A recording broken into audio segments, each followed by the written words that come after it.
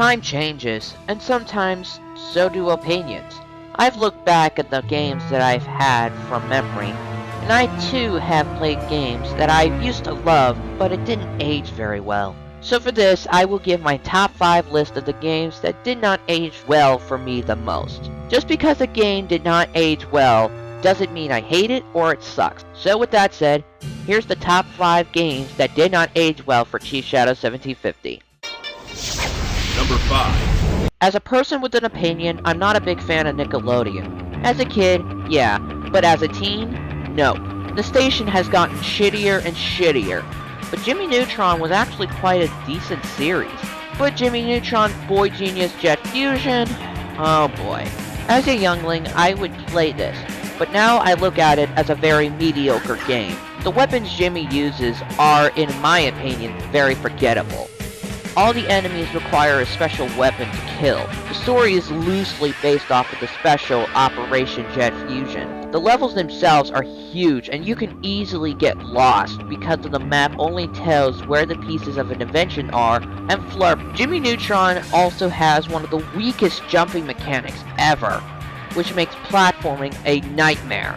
The enemies can be such a major bitch, and the only thing that can defend Jimmy are his weapons.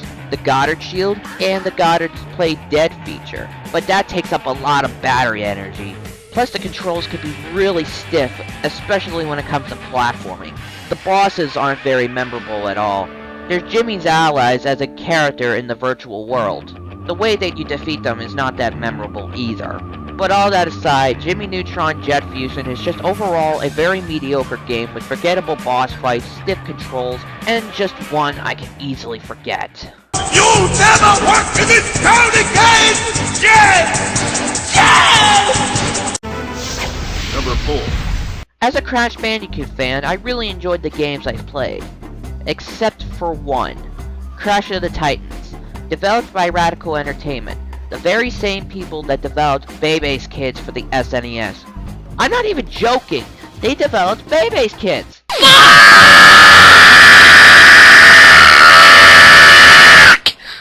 Anyways, why is this one on the list? Well, first off, the gameplay has changed from the previous installment. Crash goes around beating up enemies as well as platforming. The concept was that Crash can jack on the enemies and use their powers against them. However, the strongest ones are the slowest, which gets very tiresome. I also found the story to be the weakest out of the Crash games I've played. It's very cliché and very predictable. The voice performances were annoying and the dialogue was really poor. Crash, you gullible fool! You walked right into my trap. Now I'll have you and the mojo! Cortex, why do you keep doing stuff like this? Well, actually, it's pretty fun. You should try it. You know, riding around in huge rumbling machines and whatnot. Very stimulating. The music was very forgettable and the weakest in the Crash series.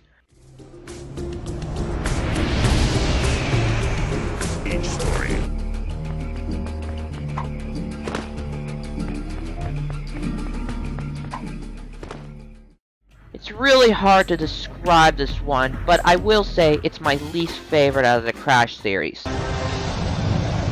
No. Number 3. You should know that I love Disney's Alice in Wonderland. But as for the movie Peter Pan, which was released 2 years later, I actually enjoyed it, but not as much as Alice or the Lion King. The movie spawned a sequel, which spawned a game for the PlayStation, called Peter Pan and Disney's Return to Neverland. I tried it out, and I wasn't as addicted to it like I did with Spider-Man or Crash Bandicoot Warps. But man, has my thoughts changed. The game is a 2.5D side-scroller, which Peter will have his ability to fly. Peter has a health bar that depicts it as hearts, and if he runs out, it's back to the level select and try again. Peter is armed with a knife, and boy, it is almost worthless. The knife can't hit an enemy unless he's a foot away, unless he upgrades the attacks. Peter Pan can also collect feathers, and I know who's freaking out now, and trade for bonus features.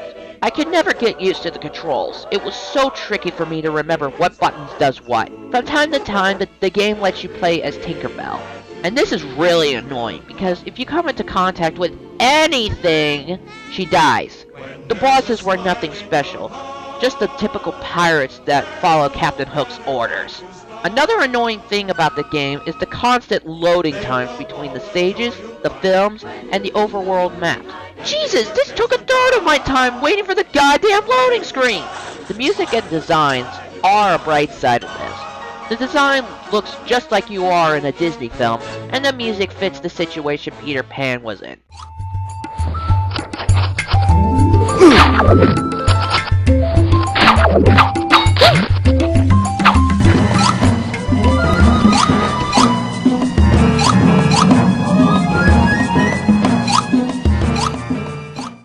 But this is one that I'll just feed to the crocodiles. You got lucky, shrimp. Number 2. I have questioned many things in life, but one thing that I constantly question myself, and that's what was in my mind for liking SpongeBob SquarePants. Over the years, SpongeBob SquarePants remains as a cartoon that did not age well. Ever since the SpongeBob SquarePants movie, the show has gotten stupider and stupider, with very cliched characters and stereotypes. But the thing that should have made me give up on the series a long time ago is SpongeBob SquarePants SuperSponge. First of all, the game looks like something from a Sega Genesis or Super Nintendo. The story is one of the worst I've seen in a game. SpongeBob wants to give Patrick a signed picture of Mermaid Man and Barnacle Boy for his birthday. They agree if SpongeBob can complete tasks. Making a birthday-themed game is one of the worst concepts imaginable. The gameplay isn't any better. The game is divided in 5 worlds or chapters, where SpongeBob goes from point A to point B finding the item for Barnacle Boy. Scattered in the game are golden spatulas that act as SpongeBob's health. If SpongeBob hits an enemy, he loses all the collective spatulas. If he's hit by an enemy without any spatulas, he loses a life. Plus, collecting all 100 spatulas in a level will give SpongeBob an extra life. Gee, does that sound familiar? The controls were just too damn slippery that leads to cheap deaths. The weapons ranges from a jellyfish net to a coral blower to his karate gloves. And they're all a joke as the cons outweigh the pros. Yeah, I should have gave up on the SpongeBob series a long time ago, as this game is terrible. But there is one game that did not age more than this one. Where is everybody? Number 1. Now, I said that just because a game did not age well doesn't mean I hate it or it sucks. But now, I take that back. Words cannot describe how much I hate Sonic Heroes. The game had a really great concept, allowing the player to control 3 characters at one time. But man, was the execution terrible. I was shocked at how the game turned out. The gameplay had 3 formations. Speed formation, where the speed character has the homing attack, the rocket excel, etc. Flight formation, in which the flight character can lead the team into far-to-reach platforms and perform thundershoots. And power formation, which deals much more damage than the other formations, and is the only formation that can break some things. When the formation levels up, the final stage of its combo attack is unlocked, which affects an area and deals high amount of damage. However, the game is very repetitive, as all 4 teams share the exact same levels and bosses. The only difference is that Team Rose's stages are shorter and easier, and Team Chaotic's stages are more based on missions by collecting keys or destroying a number of enemies, etc. The game also had a really terrible camera, as it's uncooperative and reliable at times in the game, such that pushing may or may not move the character in the same direction the camera is facing. The game's voice acting was also horrendous and repetitive. Plus, it doesn't help that the dialogue in this game was also awful. We found the capsule! Now let's get to work, boys. We're like awesome! Those guys look pretty tough. Careful now. Looks like Eggman escaped into the city. Eggman's robots are taking control of everything. Let's find Eggman and show him the real power of teamwork. Hey, Let's find Eggman and show him the real power of teamwork. You bastards! I'll kill you! I'll kill all of you! All of you will die! You'll get the gas! The bosses are some of the most unmemorable I've played against. where all you have to do is fill up the Team Blast meter. However, the music, I will say, is pretty good as it fits into the levels and feels what a 3D Sonic game should be. I liked Ocean's Palace, Bullet Station, Final Fortress, and Egg Emperor, the cheapest boss I've ever played against. But the thing that killed the game for me was the controls.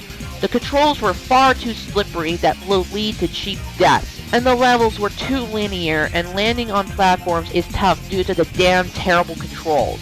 The grinding controls were horrible. As you try to jump onto another rail, you could end up falling into a pit. So overall, not only is Sonic Heroes the worst game I've ever played, but it's also the #1 game that did not age well for me. So that's it. This is Chief Shadow 1750 saying see you next time. Chaos Blast!